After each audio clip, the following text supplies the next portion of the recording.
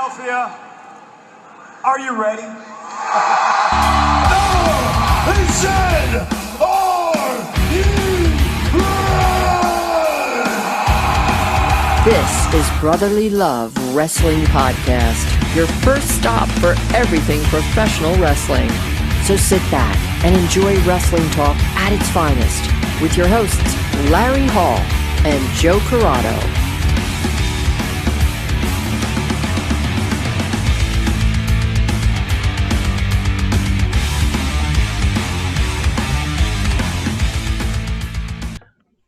Hello, everyone, and welcome to another episode of Brotherly Love Wrestling Podcast.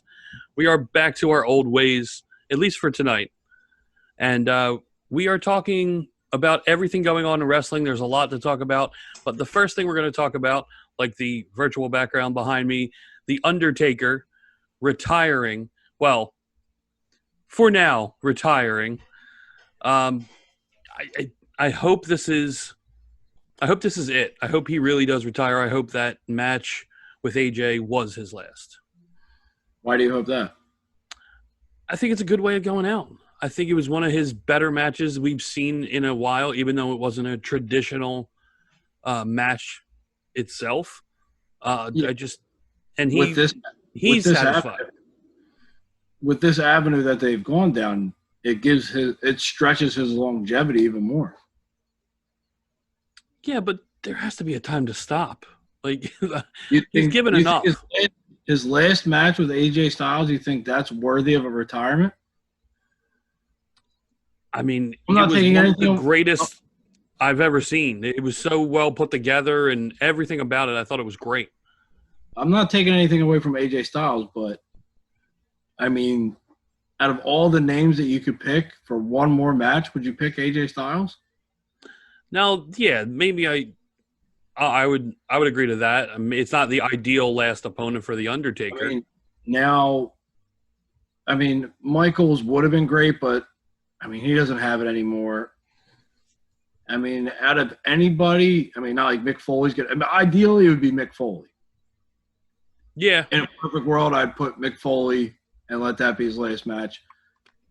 Him and Kane really, I don't think, can put together a match anymore. I think the only person right now, and that's only because he just came back, that I would like to see the last match of The Undertaker would be Edge.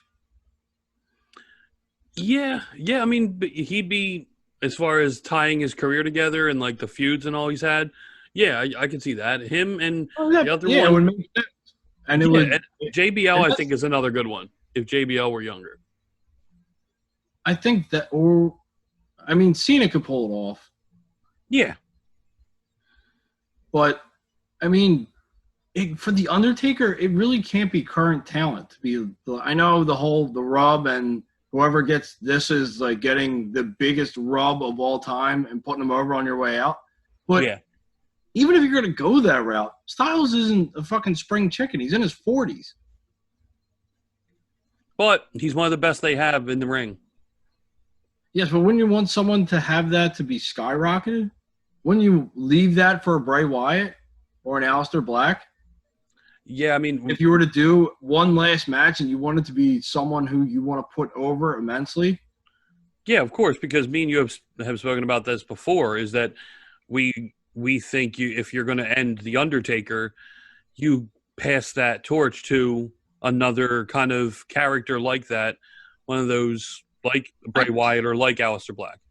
I just feel like AJ wasn't the right person for the final Undertaker match. I just feel like, yes, it was great and it was different and it was cool, but when I think of the last match and the magnitude of The Undertaker, mm-hmm. I'm either giving it to the nostalgia factor and giving it to someone from that time, okay, or I'm giving it to someone completely different who needs it and could utilize it. Styles isn't going to be here that much longer. Yeah, but he'll finish his career with WWE. I don't think he wrestles anywhere else. If anything, let fucking Karrion Kross finish him. Well, yeah, there's the ultimate rub right there on the way out. And then he's your new monster like we were talking about before. Yeah, I mean, it can't be Braun because Braun can't be taken seriously anymore. He's not even No. a good champion. He can't be a good person to end the – it needs to be – if they're going to go that route, and if this isn't really his last match and he's not retiring, they need to use his last match, I think, for good, the greater good of the future of the company. I mean, yes, nostalgia is cool, but if I were to lean towards a side, would I want to see an Edge and Undertaker one last match, maybe a cinematic type thing? Yes. But I think it benefits the company more in the future of the company that you're still trying to build, unless he's planning on selling and just ending the company. Yeah, no, I definitely agree. I like the rub for Cross. But like I said, with a Bray or a Aleister Black, with a passing the torch as far as like a character creepiness type dark one gimmick, but I bottled up Gangrel's blood. I'm gonna spit it out during the show. but yeah, I like making Cross look like the new big guy. So yeah, I agree with that. Let Charlotte end his career. No comment.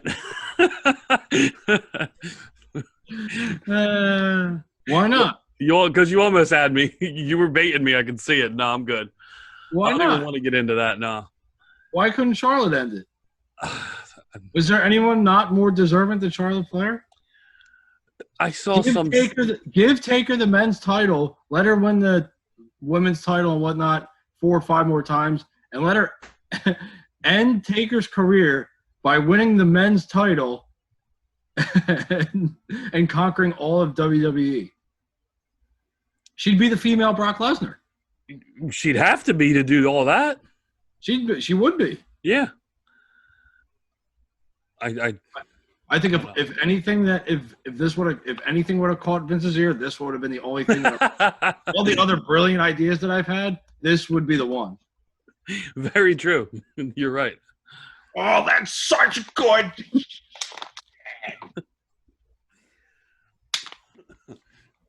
You're right there. Yeah. Keep firing away. What else you got? So I don't know how often, if you ever watch WWE backstage or not. I've caught a couple of the CM Punk episodes. Okay. Yeah, But that was my main reason for watching. I probably caught a little bit more than that. I like the style of it. I like the way they do it, and I think it's always interesting. But just on too late to where I'm going to watch it live. But us old people need to get some sleep. Yeah. But apparently FS1 is scaling back production on its boxing and WWE programming, so they will no longer be producing weekly content. So they're only shows that got any play were the ones with CM Punk on. Yeah, realistically, yeah. They don't want to pay Punk to fucking come on every week. But they're just scaling back, and apparently with their company as well. So that's why. So what does that mean for Punk then? That means he's not affiliated with WWE anymore. Well, they're not saying the show's going away, like never coming back. It's just not going to be a weekly show now. So it'll be like a special? Yeah, I guess that remains to be seen. I have no idea. There's no word on that yet, but they did just say scaling back. Which is very vague in terminology. Exactly.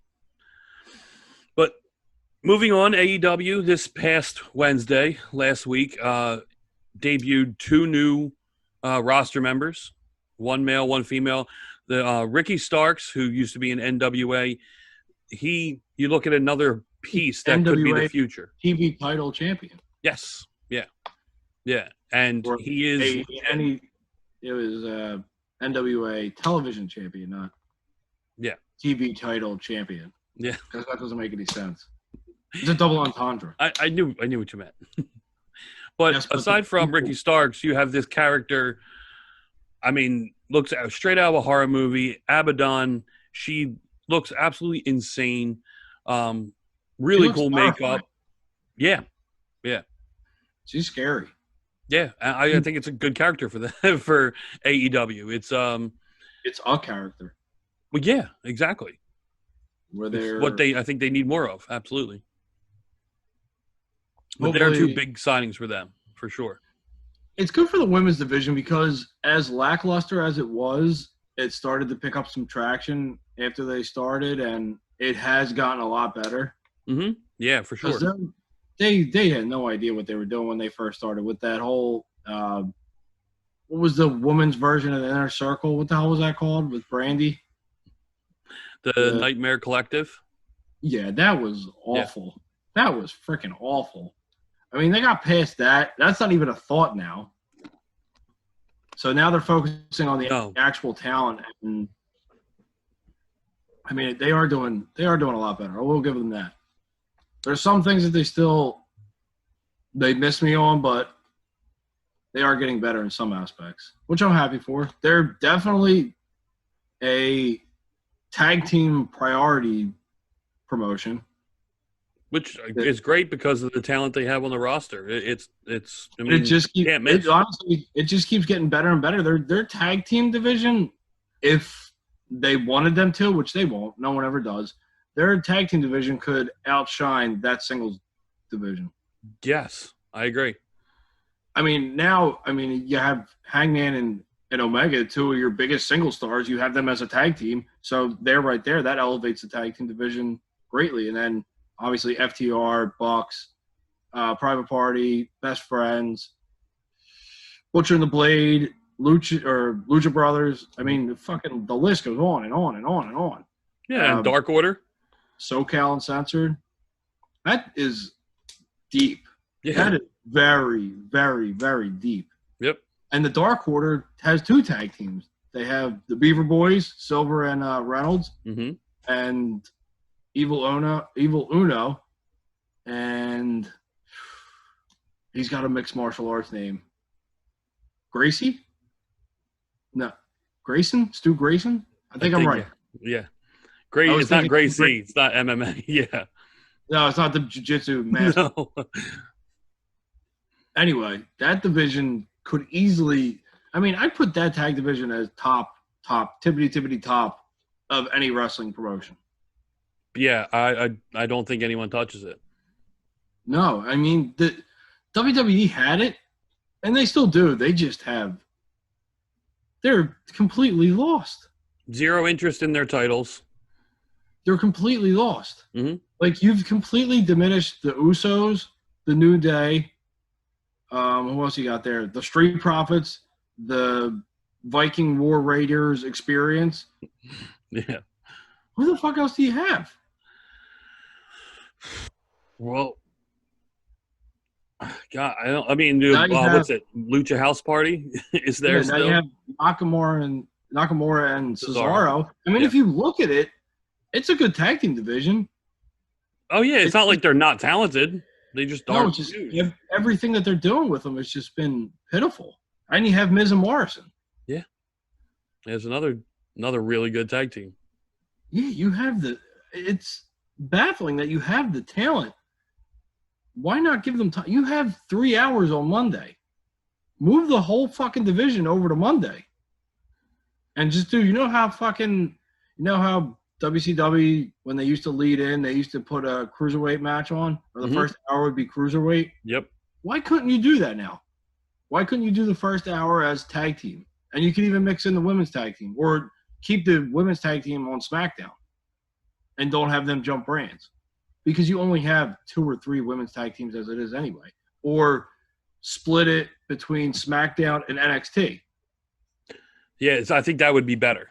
So split it between SmackDown and NXT, because you can utilize that as well. But just hold the men's tag team, make it one title, fuck the brands, and just hold that on Raw. So you're not the Raw fucking tag team champions. You're the WWE tag team champions.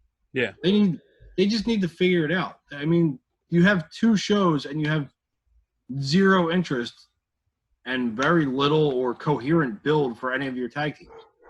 Well, and I think that's the biggest thing to go into when you talk about how they're not in it and they don't do it, is you go back to 97, 98, 99 when all this shit was being written and that we loved and we grew up with. There was like 2 or 3 guys.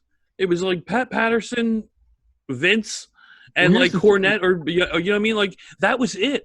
Why is it this team of writers can't fucking do this? Well, the tag team division made its own name after that in the 2000, or actually late 90s, 2000, with Edge and Christian, the Dudleys, and the Hardy Boys. They went out and they stole the show, and they forced the hand, like, look, we can do this every time. They put themselves in fucking, I mean, look at the shape they're in now. Like, fucking Edge had to retire. Christian had to retire. Matt Hardy can barely walk.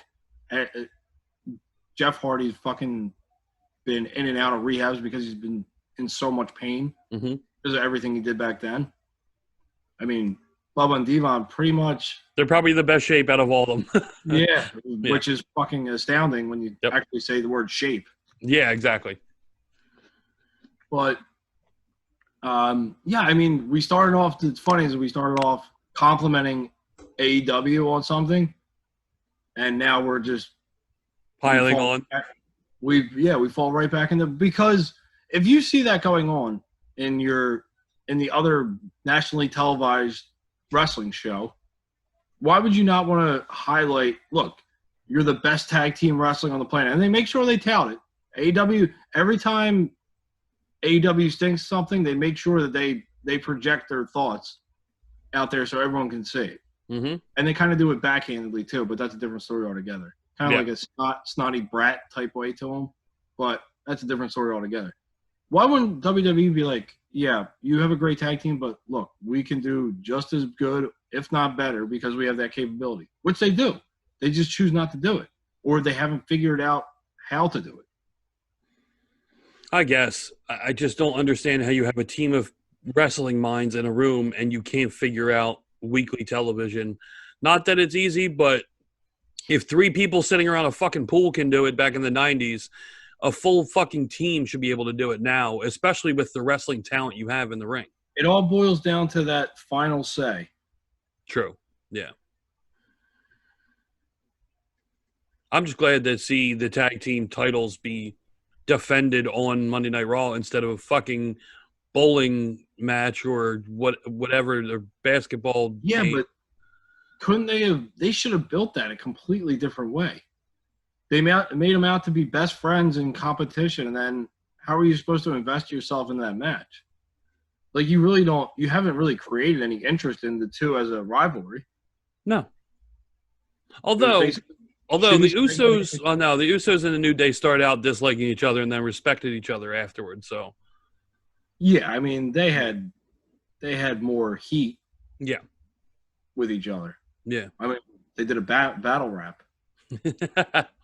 Which was hilarious and really good, by the way, but still. So let's move to Friday night, because probably one of the things I'm truly invested in WWE is Bray Wyatt, The Fiend, and his return since Friday night.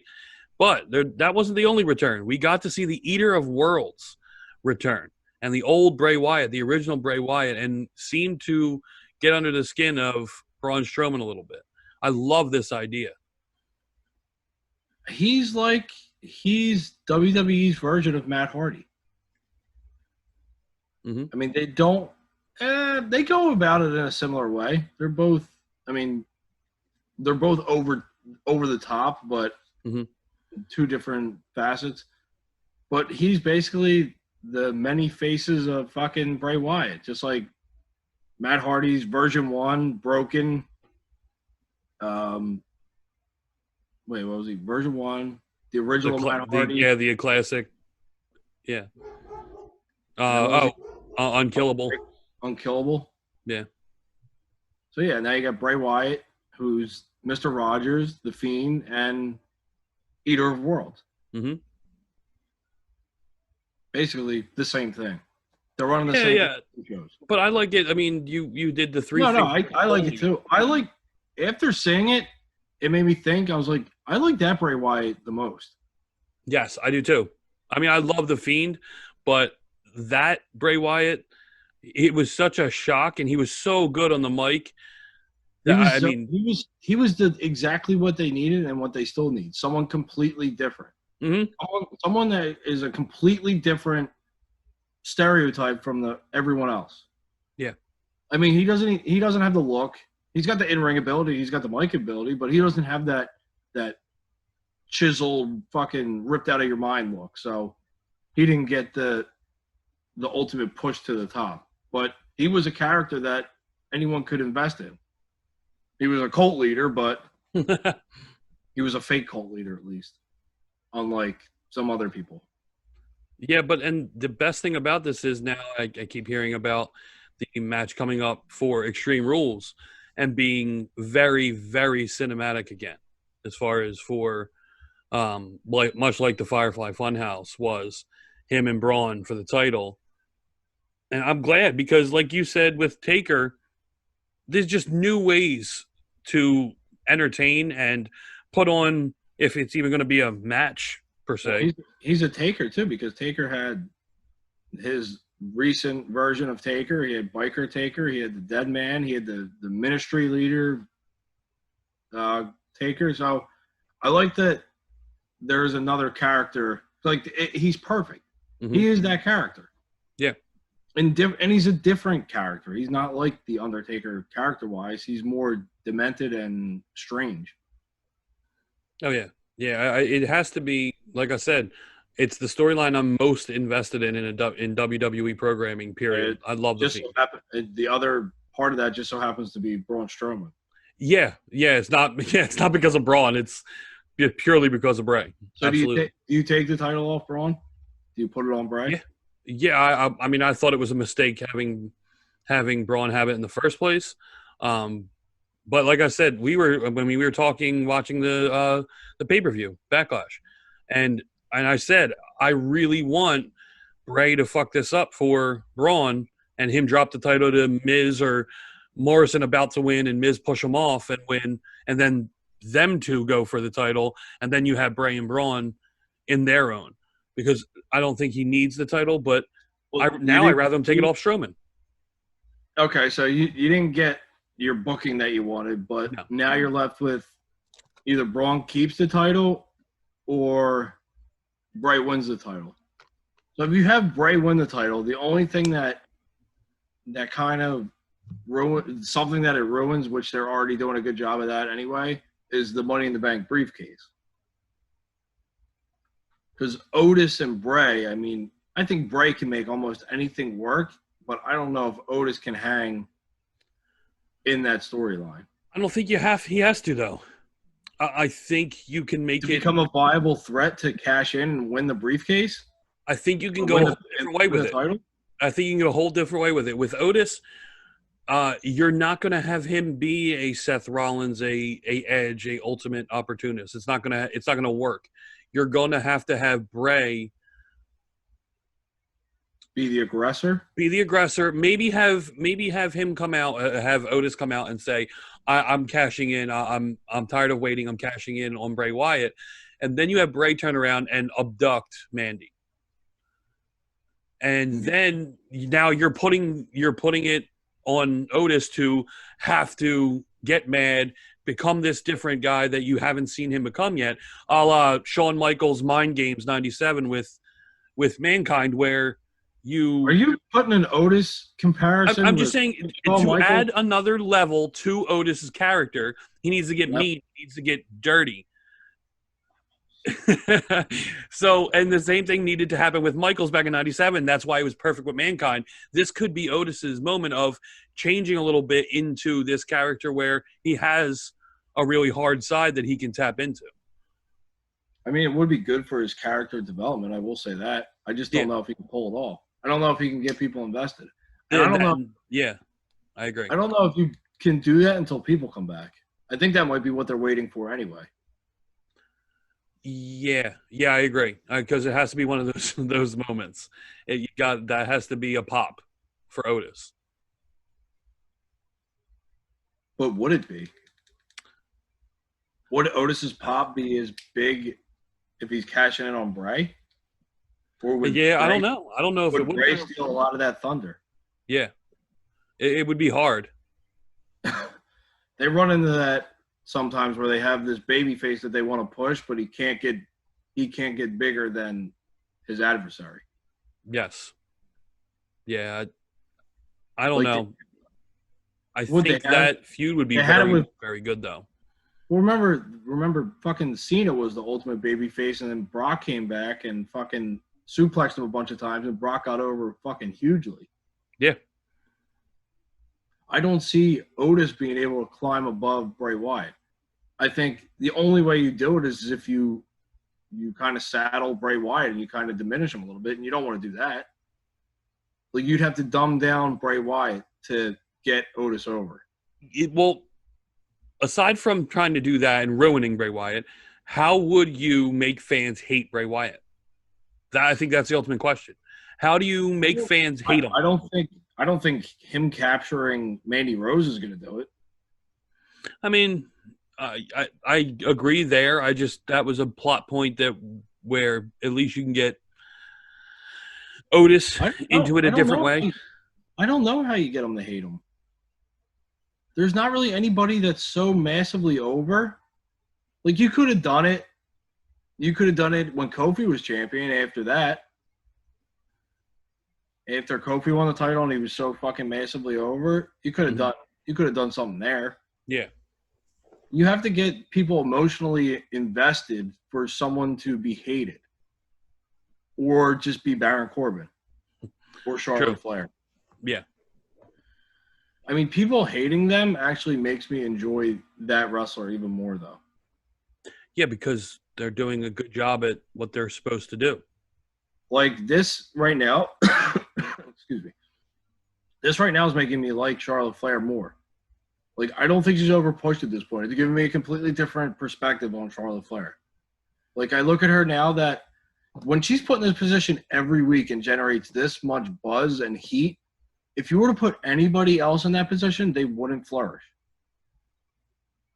She has the pedigree. No one else has that pedigree. And yes, that's partially WWE's fault, but she was also born and bred for this. There's that too. She's not just – and she's not bad. Like, people think that I don't think she's bad by any stretch of the imagination. I think a stat I saw actually either today or yesterday, I can't remember which one, in however many years it's been, she's had 77 title matches. 77! That is insane. Like, you can't tell me other people couldn't take that opportunity, like a Sasha Banks or a Bayley. Becky Lynch has gotten hers now, but all those times where she was down SmackDown, it was just, I don't think that the story would have been as good, and I don't think that the match quality through all 77 matches would have been as good. Because Flair is up there. I know she's had a lot of title wins and title matches, but if you look at outweigh the good and the bad, the good outweighs the bad. Well, and I agree. I don't think she's ever had a bad match. I've never. Well, very rarely, should I say? She's had some bad ones, but she's the name. Yeah, she's the name. When you put her in there, and you put someone against her, that already elevates that match. So that's why you put her there. So if you were to take who people are clamoring for, like Liv Morgan, you can't put Liv Morgan, and Liv Morgan's from where she was to where she is now has improved immensely. Yeah, I agree with that. But you can't put her in that spot 77 times. She doesn't generate. She doesn't draw like Charlotte draws. Charlotte draws. She's proven. So anybody else, yes, you can get behind them for a certain amount of time, but they always fizzle out. Like, no one gave a shit about Becky Lynch until Becky Lynch made you invest in her, until she told you. Yeah. Until she got punched in the face and bled. Yeah. Like, how many people, she had, all these four horsewomen, they have their niche fan bases, the quote-unquote stands, whatever the fuck that means. The last time I used that goddamn terminology on this show. But they have their certain groups. Now, you have wrestling fans that appreciate them for their wrestling ability, but they have these super fans, every single one of them, and those are the most vocal. Until you get the majority, Sasha had it at a point, Bayley had it at a point, Becky had it at a point, Flair's had it at numerous points. But here's the thing, you have to get them fully invested for a long period of time. You can't just have a niche fan base. And I don't think that anybody can do it as well for the longevity like Charlotte. And I know they haven't. Think it's because of that name that helps. They haven't been given that opportunity. I do agree with that. They haven't been given the opportunity. But there's probably a reason, because if you have someone that can do this, you're not going to pull them away. Oh yeah, and that's the other thing. I don't. But just because she's had all this opportunity, I don't want to see her go away either. Because she is very good. She's very entertaining. I like Charlotte a lot. It's just like someone like Asuka, who I love Asuka. I think this is the best version of Asuka we've seen in WWE, and that's including her streak in NXT. This is just I think it's all entertainment, and not only that, it's her being good in the ring.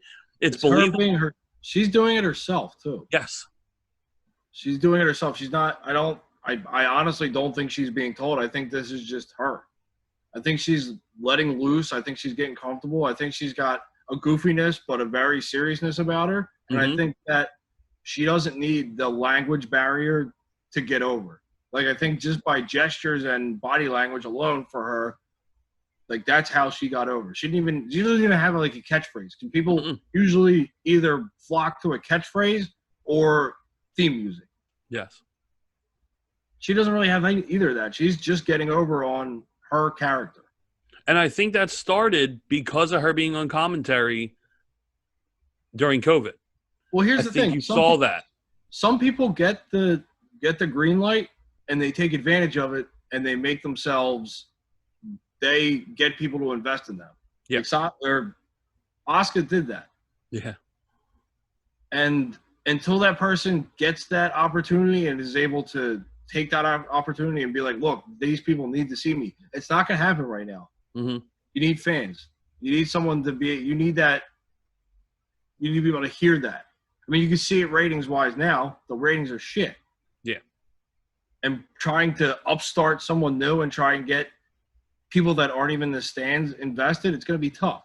So you have to go with Charlotte. She's the most proven. Yeah, no, I agree. She is. Absolutely. So on to our last topic, which will probably take the rest of the show because of how deep and murky this subject is. Wrestling fucking sucks right now on a independent and on a mainstream and independent level. It fucking sucks. Like, it really does. As a fan, and you want to believe that everybody that you see and everyone that you've become a fan of at some capacity, you want to believe that they are good people. Mm-hmm. You want to believe that part of their character is them. Well, in one case in particular, yes, their character was them. Yeah. But you want to believe that they're good people. I mean, and it's not shocking because I know someone said this. I don't know who, but I'll take it verbatim, that wrestling would have never survived if social media were around in the 80s and 90s. I couldn't agree more. And it just wouldn't, because look, if you look at the history and look at the top down, these wrestlers right now, 20s and 30s, they basically watched the owner of the biggest company in the world belittle, body shame, sexually exploit, and diminish and harass of women on television for how long? For years. Yep. Years and years, and it was just different variations of that. Look at the top. And that's the problem. He's one, if not the biggest problem, is Vince McMahon. Look what he did on television. Look what you grew up watching and you normalized because you were a wrestling fan and now got into the wrestling business. So that trickled down. So that would have happened with how many people back in the 80s and 90s of the stories? I mean, they coined ring rats. Yeah. That was their phrase. Well, that was actually before them, but that was a phrase that they didn't take lightly, that they had a certain standard for. And that just kept getting passed down and passed down. And as the generations came up, they took advantage of it completely. This was a business to not appease to women. Oh, yeah. They wanted to show this as something that they don't want women to ever become. Like, that's how they portrayed it. They're not going to want to get involved in this because who in their right mind would want to be treated like this? So this was for the men. And they turned into to be pervy fucking men. Go figure. They saw women fucking sexually abused and harassed on television for years. This was their normal behavior. This was their escape. This was their escape from whatever they were dealing with to watch that. So what did they grasp onto? That. So now you get all these people, and we have interviewed a couple of them, and unfortunately we had no idea. I mean, how are you going to have any idea? You find this out. So from now on, those interviews, and I'm talking about Rory Gulak and Mark Adam Haggerty, they will not be non-existent. Yep. They will be it's not tolerated. We're not going to support it. No. And it sucks seeing a lot of these people, because we've met some of these wrestlers that have come out to be creeps too. Yeah. You've literally stand next to them, taking a picture with them or whatnot, or talking to them, and you find out all this shit. It sucks being a wrestling fan right now because you really don't know who to trust. It really does, and it's disappointing. It's so many different things, and the list that so far has come out every day compiles more and more. Yeah, I mean, David Starr. David Starr was the start of all this. Yes, David Starr's accuser and the victim of David Starr came out and had this long story, and they spoke out about him.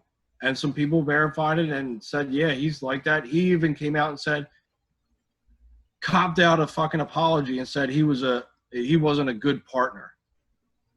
Well, shit, if you're raping women and sexually assaulting and abusing women, no, you're not a good partner. And you're not a fucking good human being either. You're a piece of shit. Yep. And just like many others, you can keep rallying off names and we can say why they're a piece of shit. Yeah. And it sucks because you're a fan of these people. That's the thing is that, and you see people defending. Let me take that back. Go ahead. You're a fan of their wrestling ability and in-ring character and persona. We're not a fan of these people. Yes. And that's where we got to draw the line, because you can be a fan of the character, which you're not anymore because you learned that they're a piece of shit. But, I mean, you want to be a fan of that person. It sucks when you get emotionally invested, because now you feel like you're a fan of that person, and now they make you sick. Yeah, and you're talking guys, big names too, coming out. I mean, from Jimmy Havoc and Sammy Guevara, Will Ospreay, the Velveteen Dream, Matt Riddle. The list goes on, and then you have half of NXT UK all named. Like it's disappointing, especially like you said. We met a lot of those guys. Yeah, some names were named and we couldn't really find anything on them. Yeah. And the stories were kind of like Tyler Bate. That story was a little iffy. I mean, that one could go either way. So he wanted to get with someone's wife. So, I mean, it's the ones that really strike you and that you didn't know about. Well, the Cornette one's not surprising. That whole fucking Cornette's another one I didn't say. Yes, that's just fucking ridiculous. Yeah, how the fuck he lives for this shit? Like, he doesn't care. You'll see people that are deactivating and whatnot. Not him. He invites it. Yep. And he comes back at it like this is some sort of normal fucking behavior. Like, he's just so fucking far removed from reality and what is acceptable in society, like actual society. He thinks he lives in this wrestling bubble, and anything he says won't be thought as this is how this guy is. Like, this is the real world, Jimmy. Like, you can't be a fucking schmuck, especially when it's for the whole world to see.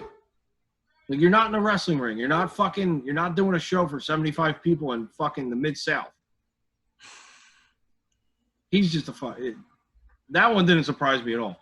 The Will Ospreay story was very, very interesting, and his response to that was, I mean, the responses to all of them, you're kind of like, you hear it and you're just like, okay, I mean, you're apologizing now, but like, how long have you known about this? Yeah. Like, you were the person that did it. You're just coming out now because you got had.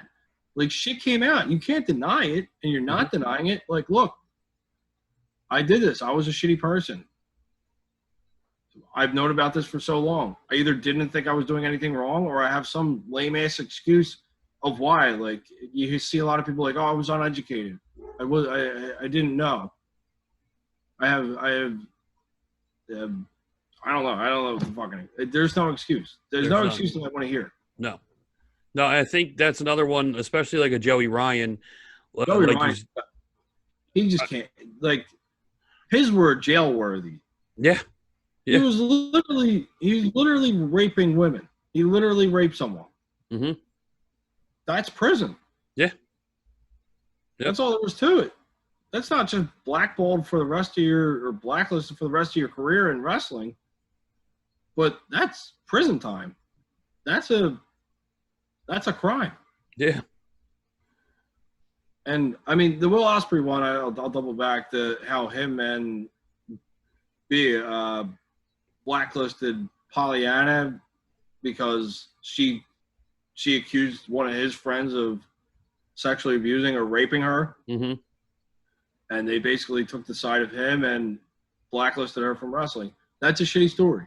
Yeah. You weren't the person that did it, but you put your power in play to try and silence someone. So yeah, that's fucked up.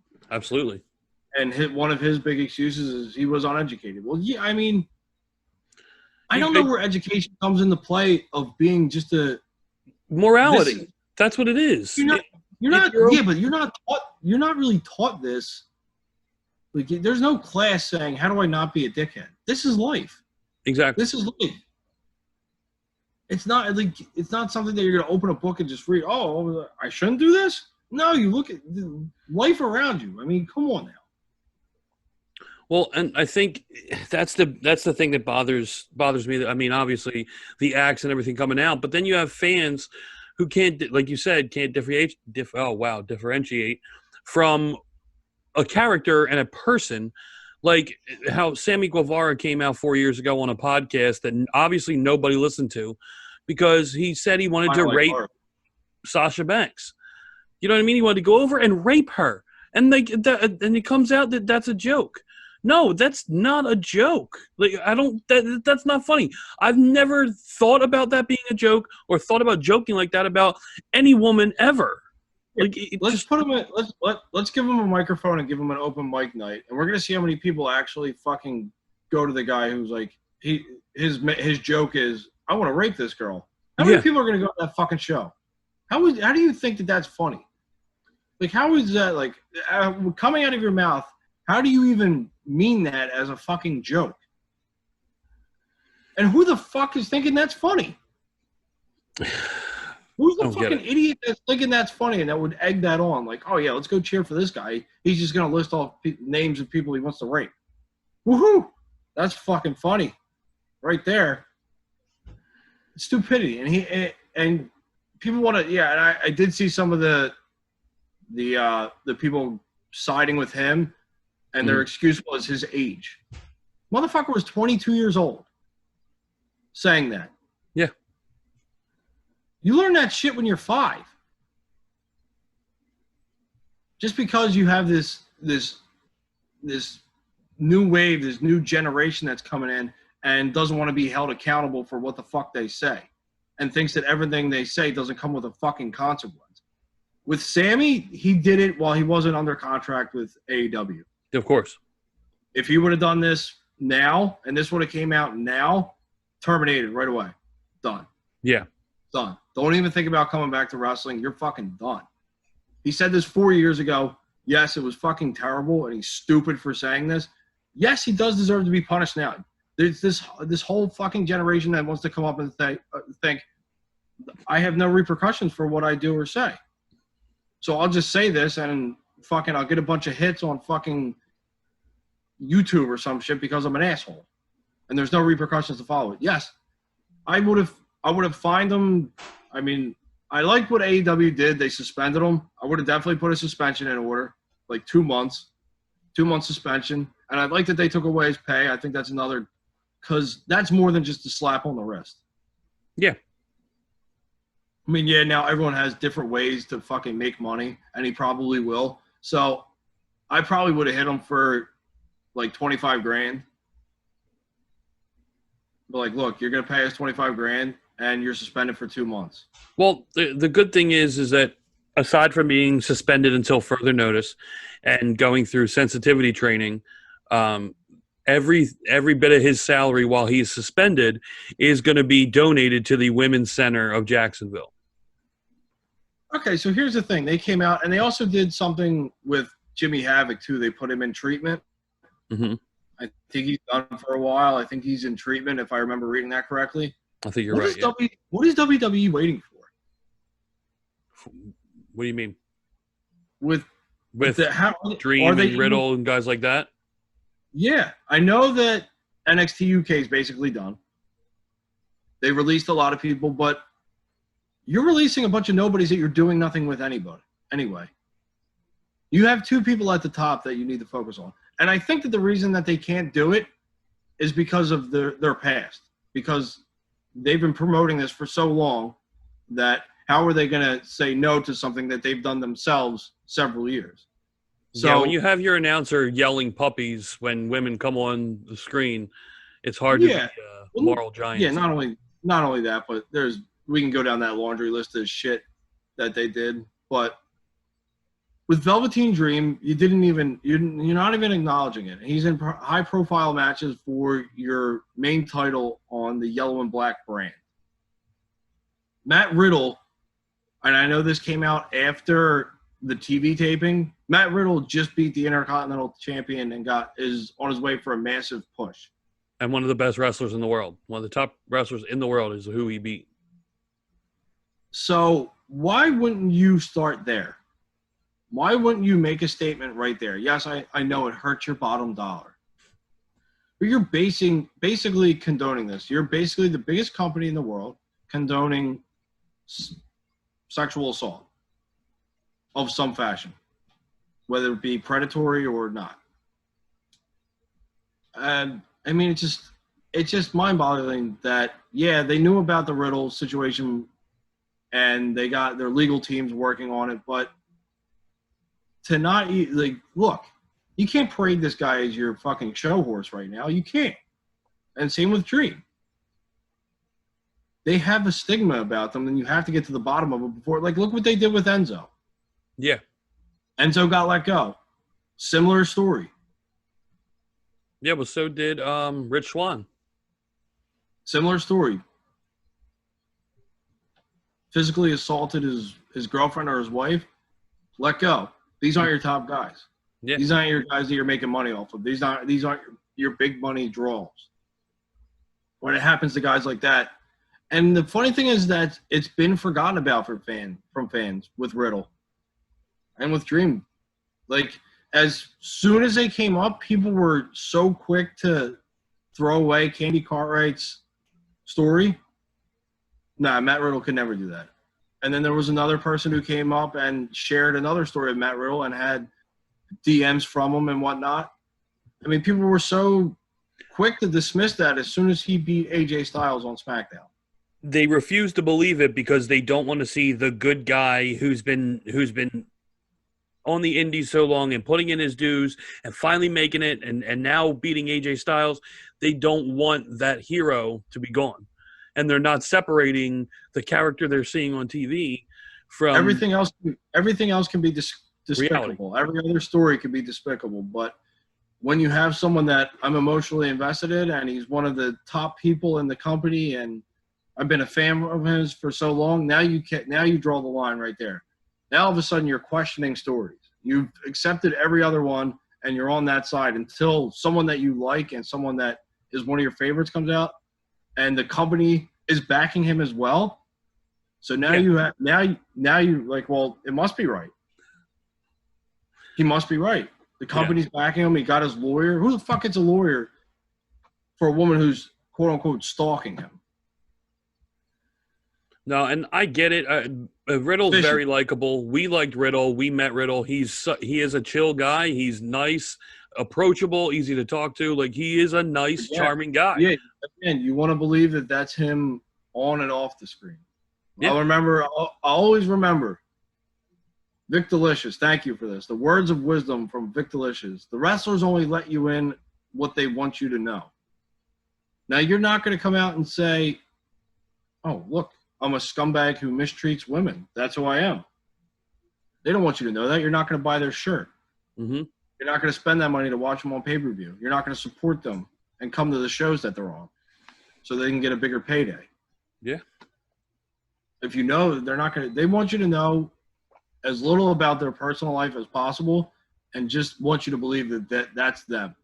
Mm-hmm. They live their character. Everyone wants someone to live their character. God, I hope he's like that in real life. That's what you want to believe. Yeah. And that's what they portray. Yeah. Until they're caught behind the scenes doing something shitty. It was the same. I mean, when we went Flair, I remember standing in line to meet Ric Flair, and that was the thing I was saying in my head. Oh God, I hope he is what I see on TV. I hope he's that guy. I hope he's the Nature Boy. And he lived up to it. He was definitely the Nature Boy. He was great, but it doesn't mean that he's my dad's shirt. He's not an amazing person out of the ring. You saw, I mean, people that saw his 30 for 30. He was a piece of shit husband. You know what I mean? He was like, but he's still the Nature Boy. He's still the greatest of all time. He was womanizing and cheating on his wife. Yeah. Whenever he could. Every single day. Yeah. But he's still the Nature Boy and everyone loves him. But he's a piece of shit as a husband. He sucks. But it's just like, that's what it is. People just, you know what I mean, forget stuff like that because they love the character and who's portrayed on their TV the most. Yeah, it's been a very, very dark time in wrestling, and it just continues to go downhill. And it sucks to say this, but right now the speaking out movement is overshadowing the previous huge problem, and that's Black Lives Matter. Yes. And that in wrestling as well. I mean, it's starting to imbalance very, very much, and there needs to be balance brought back to wrestling. Yeah, I agree. And I think I'm glad you brought that up for anybody that may not have caught it or have seen any posts that we have put up on social media. We are running our show, Brotherly Love Presents Unite, and already we've talked to Maven Bentley, the CZW president, Frontman Ja, who we had on our show already before, Xavier Faraday, we just recorded last week with, and many more still to come, lining up interviews just to talk about the issues and talk about what's going on and have them tell their story of coming through professional wrestling or life in general, whatever they want to talk about, and just get a conversation going. So if you haven't seen any of the shows, you go to our Patreon account, patreon.com/215wrestling. We don't profit from this at all. No, all the proceeds are going to Black Lives Matter Philly, and we just want a conversation to be started, and we want to try and help and contribute as much as we can. We don't want this to be just a trend. I feel like people are going to treat this as just a trend. That's not what I want. I want this to keep going. Yeah, absolutely. So if you haven't already, like we said, patreon.com/215wrestling. It's $5. And you get every show that we put out. We're going to try and put out one a week, if not two a week. And just keep it going and keep a conversation and trying to, like Joe said, not just make this a trend of, oh, it's cool to talk about it now, but then a month or two from now, we're not going to talk about it anymore. That's one thing that we don't want to happen. We want to keep this in the front of our minds and continue to talk about this. It should be in the forefront until it's equal. Exactly. So I think that'll about wrap up our show. It was good to be back talking, just being able to talk wrestling, not have our debate show or anything like that. And we hope you enjoyed this episode of Brotherly Love Wrestling Podcast. And look forward to our next show, whether it be Unite or whether it be Fallout. And we hope you enjoyed. And we'll be talking to you very soon. Joe, say goodbye.